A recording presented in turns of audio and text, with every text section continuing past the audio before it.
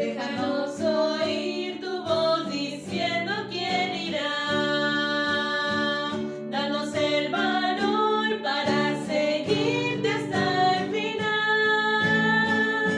Pues este mundo está en tinieblas y tu luz hay que llevar. Oh Señor, seguiremos en pos de ti. Seguiremos, Dios, en pos de ti. E iremos donde quieras tú. Y si nos dejas pasar por duras pruebas, oh Señor, seguiremos en pos de ti. Y si las nubes oscurecen nuestro andar, danos la fe para creer que al final tú nos darás la victoria y la fe para luchar. Y Señor, La palabra de Dios dice así, 1 Tesalonicenses 5, 16, estar siempre gozosos. Alternadamente. Dad gracias en todo, porque esta es la voluntad de Dios para con vosotros en Cristo Jesús. No menospreciéis las profecías. Absteneos de toda especie de mal.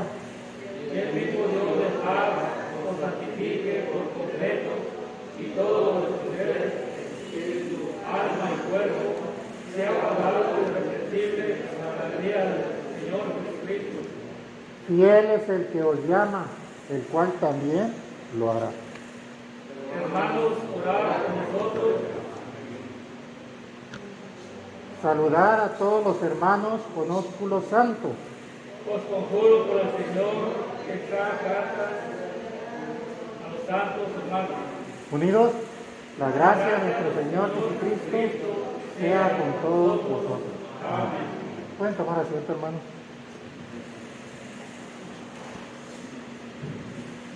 Once años de que se formó esta iglesia, de que se ordenó al pastor. Lo principal, no perdamos el enfoque, lo principal es que hoy es el día del Señor.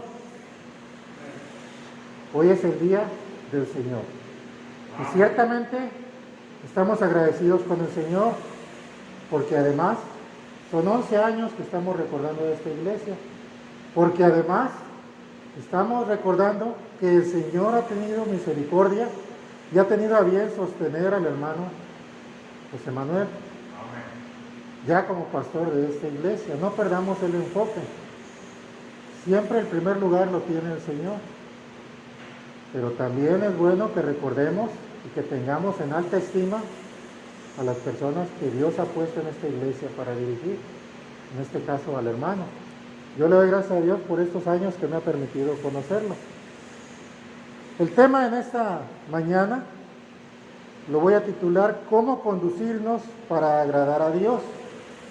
¿Cómo conducirnos para agradar a Dios? Ciertamente usted ya puede tener alguna idea de cómo agradar a Dios. Y realmente puede estar acertado porque puede pensar, bueno, trabajando para el Señor, ciertamente.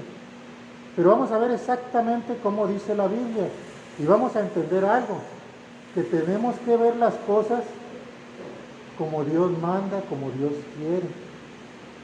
Siempre que hay algún error, lo cometemos nosotros, porque en lugar de mirar a la palabra de Dios y a lo que Dios quiere, a veces nos desviamos mirando lo que nosotros queremos, nuestros propios deseos. Por eso es importante no dejar de ver la palabra de Dios. Pero vamos a entrar en materia. Para iniciar voy a poner una ilustración. Les voy a hablar de dos iglesias diferentes.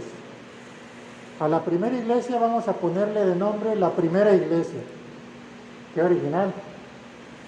Y a la segunda le vamos a poner iglesia independiente. En la primera iglesia, déjeme decirle que todo se lleva con un riguroso orden que rayaría en lo militar, con un orden establecido cronométricamente. Todo está de acuerdo a un horario preestablecido. Por ejemplo, en esa iglesia tienen por norma que cada bautizo, por ejemplo, dura exactamente 33 segundos. El horario de la predicación tiene 1 minuto de inicio y ya tiene marcado en qué minuto va a terminar. Entonces, hay una anécdota de esa iglesia de que en una ocasión el pastor se le pasó el tiempo y simplemente se levantaron y se comenzaron a salir. Por el contrario, en la iglesia independiente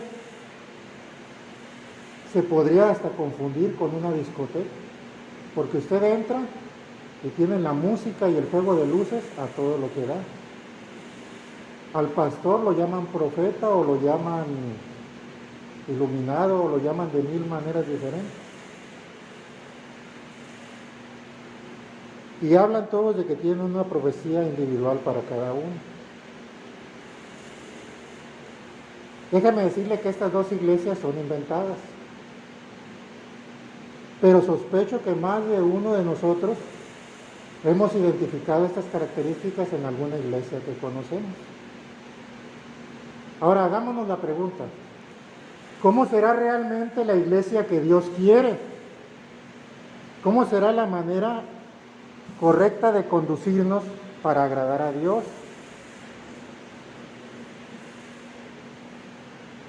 El problema estriba, como en este ejemplo que les puse de las dos iglesias, en que nos encanta irnos a los extremos. Si ustedes pueden ver, estos dos ejemplos de iglesias son equidistantes. El problema estriba en que en estas iglesias ponen primero los deseos de las personas que la voluntad de Dios. En la lectura que tuvimos, observemos en el versículo 19, ya nos da Dios unas instrucciones, cómo es la manera correcta. El versículo 19 y el 20 del capítulo 5 de Primera de Tesalonicenses nos habla de uno de esos extremos que yo les puse. El versículo 19 dice, no apaguéis al Espíritu.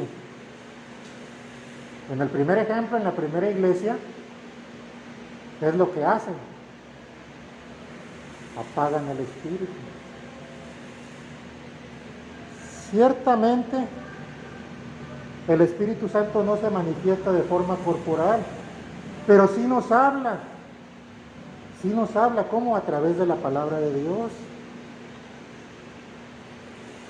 Déjame decirle con un ejemplo cómo está esta situación. Vamos a suponer que en esa iglesia se hiciera una junta de diáconos, pastor, de los líderes, y que también en un lugar estuviera el Espíritu Santo. Y que empezaran, ¿qué propuestas tienen para de aquí en adelante? Y dice el Espíritu Santo, yo creo que deberíamos de hacer una campaña evangelística. Y de repente se para otro hermano, sí, pero yo creo que mejor hay que distribuir los recursos de otra manera o hay que hacer otra cosa. Y cada vez que el Espíritu Santo hace una propuesta, algún hermano dice, pero yo creo que deberíamos de hacer esto. ¿Qué creen que pasaría? Simplemente que el Espíritu Santo agarra y se retira, porque no se le está haciendo caso. Ese es un ejemplo de lo que está pasando en muchas iglesias. No se deja que el Espíritu Santo sea el que lleve la batuta, sea el que guíe. Por eso el apóstol Pablo dice, no apaguéis al Espíritu. En las iglesias, en algunas iglesias se comete el error de acallar al Espíritu. En el versículo 20 dice, no menospreciéis las profecías. Como les decía, el Espíritu Santo habla a través de la palabra de Dios. Muchos creen que ya todas las profecías se acabaron, y no, falta mucho por cumplirse. Y el Espíritu Santo nos está diciendo que esto es verdadero, nos da testimonio de que es verdad.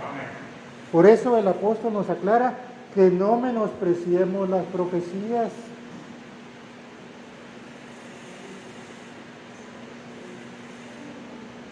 En los versículos 21 y 22 nos habla del otro extremo, de la iglesia independiente que les puse. Examinarlo todo, retener lo bueno. Si usted ve que la música se parece a lo del mundo, como que algo está mal. La Biblia es muy clara. Dice, no améis al mundo ni las cosas que están en el mundo. Y si traemos cosas del mundo, como que algo no cuadra. La palabra de Dios es muy clara, dice, examinarlo todo. Dice, no dice examinar nada más lo que no nos gusta. Nos dice que examinemos todo. Y por cuanto en el momento en que dejamos de hacer esto, vienen los problemas. La palabra de Dios dice en Oseas 4:6, mi pueblo pereció por falta de conocimiento. Tenemos que conocer la palabra de Dios. En esa iglesia que les platicaba, el error es de que no se corrige a la persona cuando está enseñando algo equivocado. En este lugar, si se para a alguien a decir algo que está en contra de la Biblia, se le debe de refutar. No se le debe dejar enseñar mal. Por eso cada uno de nosotros debemos de tener la Biblia y estar checando que lo que se diga es correcto. La Biblia nos aclara que es nobleza. Habla de los hermanos de Berea, que eran más nobles. ¿Por qué? Porque hasta el apóstol Pablo checaron que lo que él dijera estuviera de acuerdo a la Escritura. Esa debe ser la pauta siempre. Siempre se debe de checar para no caer en ese otro extremo. Examinarlo todo, ya sea que lo diga un diácono, lo diga el último hermano de la lista de ministerios, o lo diga el pastor. A todos se nos debe de checar que lo que se diga sea de acuerdo a la palabra de Dios. Esa es la manera que como iglesia nos debemos de conducir para agradar a Dios. Y lo principal, debemos estar siempre atentos a la voz del Espíritu Santo. ¿Para qué? Para poder desarrollar un criterio acorde a la voluntad de Dios, para poder discernir lo que es agradable al Señor. Esto es muy importante.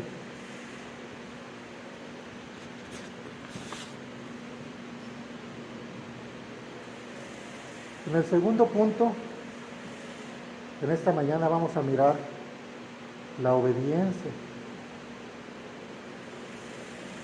Preguntémonos, ¿queremos realmente hacer la voluntad de Dios? El hermano hablaba de que todos venimos, hace unos momentos, de que Dios sabe con qué corazón venimos a la iglesia. ¿Realmente venimos a la iglesia con un deseo de agradar a Dios, de hacer su voluntad? Es muy importante que nos examinemos. Miren, en los versículos 25 al 28 de 1 de Tesalonicenses 5, nos da otras instrucciones que nos harían bien en seguirlas, desde luego. Pero déjenme ponerle una ilustración breve. Yo creo que todos conocen la historia del burrito al cual un pastor le enseñó nada más 2 palabras: aleluya y amén. Con amén se detenía y con aleluya caminaba. Un día llegó un misionero y se lo pidió prestado. Ya iba en el burrito y se le olvidan las palabras que eran, cómo era para cada acción del burrito. Y ahí va sobre un peligro, un precipicio, una barda, a golpearse. Y como se le olvidó el burrito, no se detenía y no podía hacer que se detuviera. ¿Qué pasa? Que hace una oración y termina con amén, y el burrito se detiene antes de caer en el hoyo. ¿Qué sucede? Que da gracias a Dios y dice aleluya y ¡pum! ¿Qué sucedió aquí? ¿Estuvo mal el burrito? No.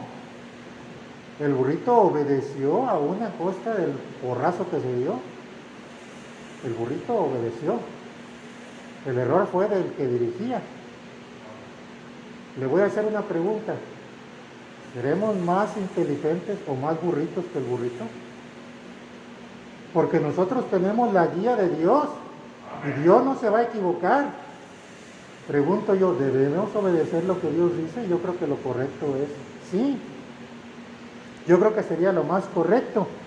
Iglesia, queremos hacer la voluntad de Dios. Aquí hay 3 instrucciones. Estas instrucciones tienen mucho que ver porque es como, déjame decirle, como cuando alguien está lejos, un padre de familia está lejos y va a dejar las instrucciones de cómo hacer las cosas. Mire, cuando yo era niño no había teléfonos. Ahorita todos traen un teléfono, la mayoría. Pero antes no todos teníamos teléfono. Y mi papá, que era marino y que viajaba, nos hablaba de cuando en cuando. Y cada que terminaba la llamada, daba unas instrucciones finales. A nosotros como niños nos decía que hiciéramos la tarea, que no hiciéramos travesuras, que le hiciéramos caso a mamá. Total, nos daba instrucciones de cómo hacer las cosas. Es lo que está haciendo el apóstol en este caso. Está dando instrucciones de cómo quiere que se hagan las cosas. Dice en el versículo 25, hermanos, orad por nosotros. Y la primera cosa que dice es que pide la oración. Oiga, ¿quién la está pidiendo? La está pidiendo el apóstol Pablo. ¿Quién era el apóstol Pablo? Un excelente apóstol. Tenía retórica, tenía conocimiento. Él mismo dio testimonio, dice, en cuanto a la ley, irreprensible. Entonces, esta persona con tantos atributos está diciendo que necesita la oración, y eso es muy importante que no lo perdamos de vista. Déjame decirle, sin ánimo de lisonjear a su pastor, que tienen un muy buen pastor, pero indudablemente que necesita la oración. ¿Por qué necesita la oración? Porque hay un enemigo. Y déjame decirle que dijo el Señor Jesucristo, hablando de este enemigo, que esta es una de sus estrategias. Dice, heriré al pastor y las ovejas serán dispersadas. Déjame decirle que es de interés del enemigo pegarle al pastor. ¿Por qué? Porque de esa manera se los lleva a todos entre las patas. Por lo tanto, cada uno de nosotros bien haría todos los días. Si ya lo hace, qué bueno, gloria a Dios, excelente.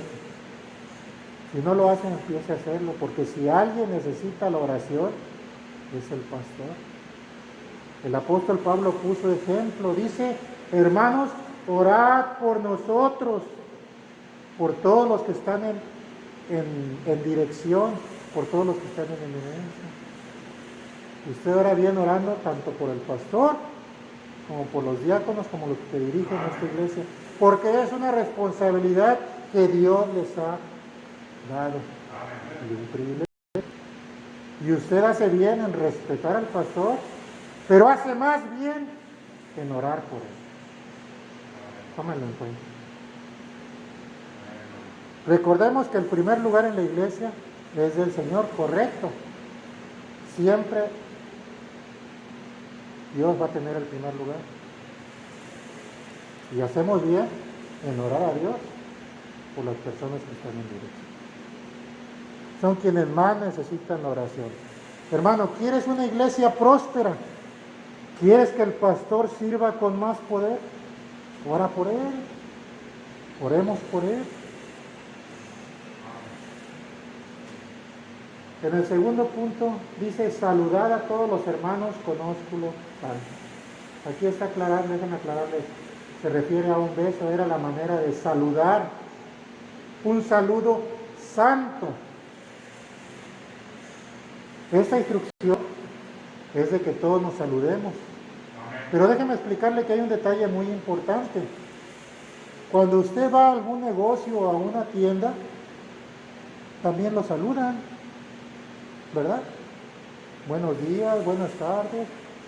En algunos negocios, inclusive, bueno, antes de la pandemia, le daban la mano y lo saludaban. Entonces, ¿cuál es la diferencia? Sí, hay una pequeña, gran diferencia. Fíjese bien, cuando usted va a un negocio, lo saludaban. Pero cuando usted iba a casa de un familiar o de un ser querido, ¿saludaba usted igual? No. De hecho, usted lo puede ver. Cuando la gente tiene confianza y efusividad y aprecio, van más allá del saludo. Puede ser con un abrazo, puede ser de otras maneras, puede ser un apretón más efusivo, pero hay más cordialidad, se nota. Esa es la gran diferencia. Hay una relación fraternal, se ve que hay amor. Eso no hay en un negocio, eso no hay en una tienda, porque en una tienda es negocio, y déjeme decirle que la iglesia no es negocio. Aquí debe de existir ese amor fraternal entre hermanos. Por eso dice el apóstol, saludad a todos los hermanos con un saludo santo, y lo aclara, un saludo santo, porque luego hay sus detalles. Hay quienes se pasan de efusivos, y eso lo vemos con los jóvenes. Hay jóvenes que pueden ser muy efusivos con las hermanas, y no es así. Si el saludo incomoda, ya no es santo. Entonces tampoco caigamos en el otro extremo, pero sí debe de ser un saludo fraternal, y debemos poder saludarnos todos. Es inconcebible en una iglesia que hermanos no se hablen. Va en contra de lo que dice la palabra de Dios. No digo que no suceda, claro que sucede, le estoy diciendo que no debe de ser, y que cada uno de nosotros debe de ver, de corregir lo que no estemos haciendo bien. Se trata de andar de una manera que agrademos a Dios. Debemos andar como a Dios le agrada. La iglesia debe ser una expresión de amor como en una familia, no es un club o un negocio. Dice en el versículo 27, os conjuro por el Señor que esta carta se lea a todos los santos hermanos. No tenían completo todo el Nuevo Testamento, pero ya tenían el Antiguo Testamento, y el apóstol está diciendo que lean las cartas que estaba mandando. Y esto es muy importante. Déjeme decirle, ¿queremos realmente poder de Dios en nuestras vidas? ¿Queremos que Dios se manifieste en esta iglesia? Debemos de leer la palabra de Dios. Aquí está la orden, que esta carta se lea a todos los santos hermanos. Debemos leer la palabra de Dios y debemos escucharla. Por eso debemos venir a la iglesia. Es sumamente importante asistir a la iglesia. Por eso yo me azoré cuando empezaron a cerrar las iglesias, y cuando dijeron que no eran algo primordial, que no eran algo necesario. Eso lo dice el mundo. Nosotros sabemos que no es así. Es sumamente importante que nos podamos congregar para alabar al Señor. Es sumamente importante no dejar de congregarnos. Que esta carta se lea a todos los santos hermanos. Pero déjame decirle que hay alguien encargado de que no hagamos esto. Alguien que tiene mucho interés en distraernos, y ese es el enemigo. Y le va a poner muchas cosas para que usted haga todo menos leer la palabra de Dios. Y sobran las distractores, las novelas, las películas, el internet, tantas cosas, las redes sociales. Hermano, hermana que me escuchas en esta mañana, joven, debemos separar tiempo para leer la palabra de Dios. Debemos separar tiempo para orar todos los días. Debemos separar tiempo para Dios, y haciendo estas tres cosas que manda el apóstol, juntos podemos ser la iglesia que Dios quiere que seamos.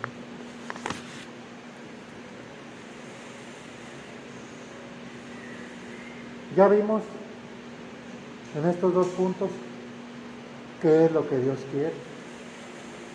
Vamos más adelante con el último punto. Necesitamos ahora poder mirar hacia adelante. Y déjeme decirle que sin lentes no se puede ver bien de lejos. Necesitamos, para mirar hacia adelante, tener enfoque. Y déjeme comentarle que cuando yo conocí al pastor, él usaba lentes, pero no usaba cualquier tipo de lentes. Usaba unos lentes de fondo de botella gigantescos. Claro, se los quitaba, pero a la hora de trabajar, ¿cómo le hacían? Se los tenían que poner. Por eso lo conocí con lentes. Porque gracias a Dios, ya son muchos años que lo conozco trabajando. Sin una visión de lejos, no podremos tener objetivos y todo se mirará borroso. Es sencillo, no podemos llegar a algún lado lejos si no podemos ver hacia dónde vamos, porque no sabemos hacia dónde vamos. Necesitamos poder mirar. Y déjeme decirle que en este rubro el apóstol Pablo escribió 2 cartas a Timoteo. Pero fíjese qué detalle. Hay detalles de diferencia entre una y la otra. Aunque en la primera ya lo llama hijo en la fe verdadera. En la segunda lo llama amado hijo. Ya hay diferencia. La primera carta la escribió en su plenitud de ministerio, dándole instrucciones a Timoteo de cómo dirigirse en la iglesia. Pero en la segunda ya estaba para morir el apóstol. Y eso es muy importante. Una de las cosas que nos aclara la visión, tristemente, es la cercanía de la muerte. Muchas personas podrían dar testimonio de esto. Cuando ya se está a un paso de la muerte, todo se mira diferente. Se da uno cuenta de lo que creía que valía la pena, no vale nada. Las cosas materiales se quedan. Se empieza a mirar lo que realmente tenía importancia en esta vida. Entonces la cercanía de la muerte, créame, es un excelente aclarador de la vista. Aquí el apóstol Pablo, fíjese cómo está dándose cuenta que la relación con Timoteo era una relación afable, era algo de resaltar la relación con Timoteo, al cual llama a su hijo. Realmente no era su hijo, pero lo llama hijo espiritual. Es una relación que raya en una relación padre-hijo, equiparable. Es más personal.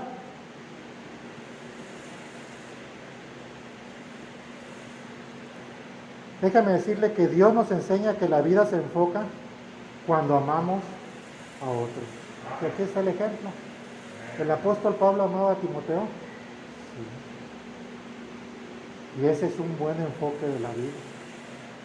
Amando a otros, vemos lo que realmente importa en esta vida. Mire, déjame decirle que, aunque lo importante es amar a otros, a veces es muy difícil amar a otros. Y voy a tomar un ejemplo nada más. Si usted tiene hijos adolescentes, sabrá de qué le estoy hablando. Yo tengo 4. Y a veces los mandamos a hacer algo y tan solo con una mirada, a veces uno ya no quisiera mandarles a hacer nada. Es muy difícil. Pero yo sé que los debo de amar, los quiero amar y los voy a amar. Porque ellos lo necesitan. Y en la iglesia, créame, necesitamos ese amor fraternal. Aunque sea difícil, pero lo necesitamos amarnos, hermano. Y es muy difícil, ¿por qué? Porque cuesta tiempo y esfuerzo amar a los hermanos. Realmente cuesta tiempo y esfuerzo. ¿Y qué es lo más sencillo? Pues no hacerlo. Pero cuando no lo hacemos, nos vamos aislando. Por eso créame, vale la pena. No es perder tiempo. Vale la pena dedicar tiempo a fomentar las relaciones entre hermanos. Lo dice la palabra de Dios. Eso nos da el verdadero enfoque en lo que Dios quiere, el verdadero enfoque. Nos da propósito en la obra de Dios. Pero lo más fácil es no hacerlo. En este punto, otra cosa que nos aclara la visión es la fe. Y la vida se enfoca realmente cuando tenemos fe, cuando la fe nos anima. Déjeme decirle sencillamente, la fe es lo que nos hace mirar hacia arriba. Y cuando miramos hacia arriba vemos tres cosas. Vemos al Espíritu Santo como una guía. Vemos al Señor Jesucristo en la cruz, el sacrificio y el perdón que Él ganó por nosotros. Y vemos a Dios Padre que nos ama. Esto es muy importante porque nos pasa como la persona que se le había perdido una moneda y iba buscándola por la banqueta y no vio que había un poste hasta que se dio en la cabeza con él. Estamos tan embebidos con las cosas de este mundo hasta que la realidad en forma de poste nos golpea y nos dice, ¡hey! La mirada es hacia arriba. Y cuando volteamos hacia arriba y vemos a Dios Padre que nos ama y vemos que Él está en control de todas las cosas, vemos que Él es quien nos da la verdadera salida que nosotros estábamos buscando en las cosas de este mundo y que no nos pueden ofrecer. Solo Dios nos puede dar salida de todas estas situaciones. Por eso hay un canto muy bonito, pero está basado en la palabra de Dios. Dice, mira hacia arriba. ¿Dónde debe estar nuestra mirada? Puesta en Dios, puesta en el Señor. Ya para terminar, déjame decirle un par de cosas. Primero, Dios nos está llamando, desde luego que Dios nos está llamando. Desde luego que Dios tiene un propósito. Dios no hace las cosas porque sí. Dios tiene un propósito. Y eso es una bendición. Para empezar, Él ya nos amó. Pero déjeme decirle que Dios nos está llamando. ¿A qué nos está llamando? Dios nos está llamando a vivir realmente, no a sobrevivir. Y muchos de nosotros ahí es donde estamos enseñando las orejas. Vivimos como si estuviéramos sobreviviendo apenas y no es así. Dios nos está llamando con sus instrucciones a que vivamos realmente una vida como Él manda, una vida de una manera que andemos como Él quiere, de la manera que fuimos enseñados cómo conviene conducirnos y agradar a Dios. Y dice la palabra de Dios que así debemos abundar. Eso es muy importante. Y déjame decirte, hermano, iglesia que está cumpliendo 11 años, hermano pastor, diáconos, jóvenes, que Dios tiene un propósito para ti, para cada uno de nosotros. Dios tiene un propósito. Y en ese propósito no entra ninguno de nuestros deseos egoístas. Y créanme, son muy fuertes esos deseos, yo se lo puedo decir. Yo quisiera muchas cosas, pero por cuanto no son de la voluntad de Dios, las tengo que desechar. Debemos de desechar esos deseos que nos apartan de Dios. ¿Por qué? Porque Dios tiene un propósito y Dios nos quiere usar. La pregunta es, ¿se lo permitiremos? Dios nos quiere usar, ¿cómo? Para muchas cosas. Puede ser para que alcancemos a otros. Puede ser para suplir necesidades de otros. O puede ser sencillamente para fortalecer la iglesia. Amén. Yo no sé cuál sea el llamado de Dios para ti. Eso lo tienes que descubrir tú en oración. Lo que sí sé es que Dios tiene un llamado para ti, desde luego que sí.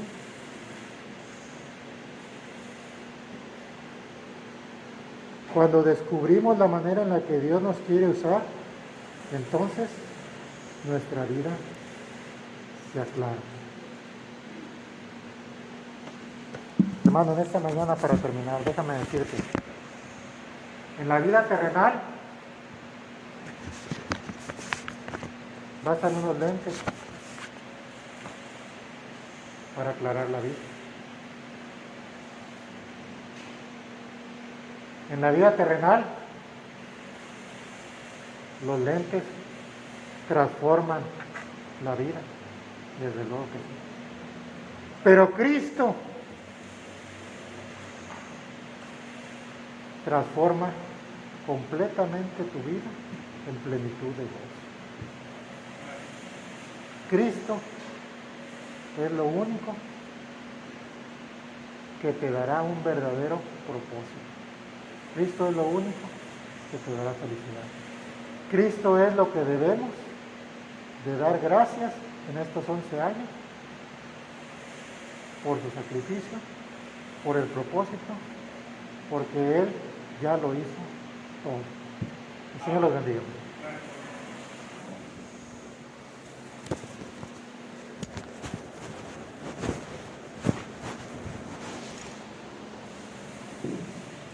Ok, hermanos, damos gracias a Dios por el hermano Guille, por esta enseñanza, este mensaje.